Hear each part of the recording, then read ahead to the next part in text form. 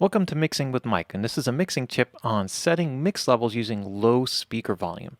The basic idea about using low speaker volume is that you're taking your instruments and you're making it so that each instrument is barely audible when you're bringing them up one by one. So the idea is that you bring all your faders down to nothing. You set your speaker volume so that it's just above the noise floor. So if you have a mix already, you're going to want to set your volume down low, very low, so it's just above the noise of the room. So you can barely hear everything. You're almost straining to do it. What I've done here is I've brought my master fader volume down just to give you a basic feel for what that would be like, because you're going to need to set your volume to hear my voiceover. That's not what I recommend. Set your speaker volume or headphone volume down lower. Now, what I've done here is I've set up a whole series of tracks here and a mix, and we're going to start from the beginning, and I'm going to start bringing up my gain, right? So, as I bring things up here, I'm going to set some, basic levels. I'm not going to start too high, right? And I want to get everything basically working together.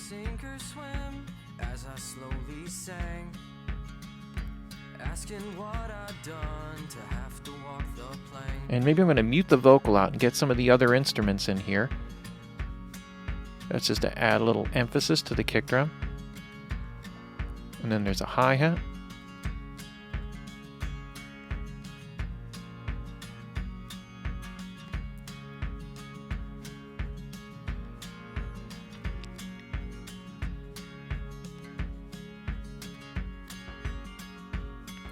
All right, so this is just a little skipping kick kind of thing, and a couple things to help enhance the size of the kick drum.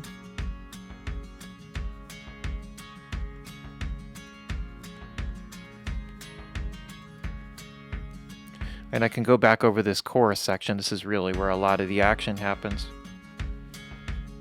So I have some acoustics.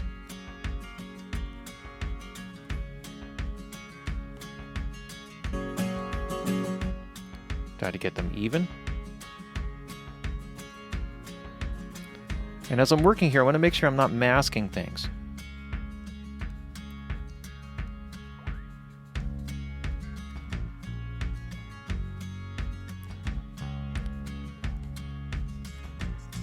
There's a tambourine.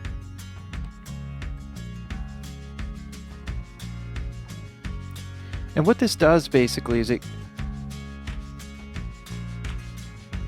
allows you to get like a good basic mix flowing. And then we had like some mandolins here. Oh, they should be grouped together. Let's try that again.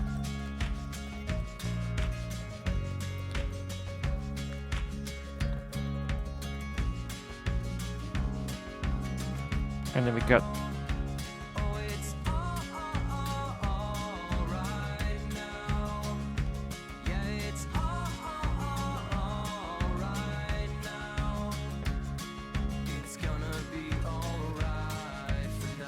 so I can set this up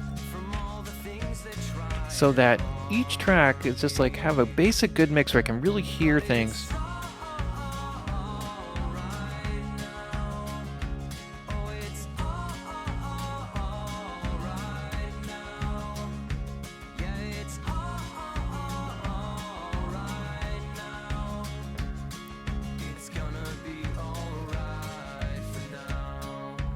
And if you can't hear something, you can always solo it up, right? So you know what it is, and then just kind of trying to find the right place of it. The one thing that you may have problems with as you put together a mix like this, as you can see, is that certain instruments that are predominantly low end, like bass and sometimes kick drums, depending upon their frequency response, may not come through, and you may find that you're turning them up louder. And as part of the mixing process, you should always make sure that every instrument has like some part of its sound represented in the mid-range, so that when you're at a low volume, you can still hear that bass note. So if you get in a little bit of mid-range, like around 400 to 600 in the bass, that's just enough to put the note in. So even on small speakers, you can hear the bass note when you turn the volume down.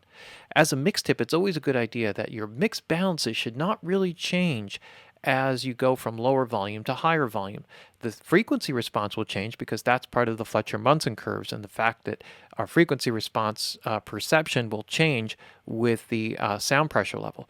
But in this case, our mix should basically hold together whether we're listening at a low volume or a high volume. So let me just bring up our masters here.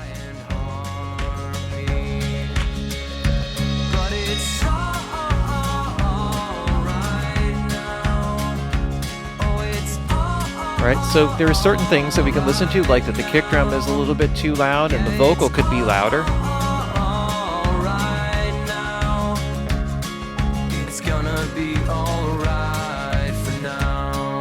But for the instrumentation and the basic setup, it actually serves as like a nice starting place, and then you can make some tweaks and adjustments and reference at lower volumes and higher volumes.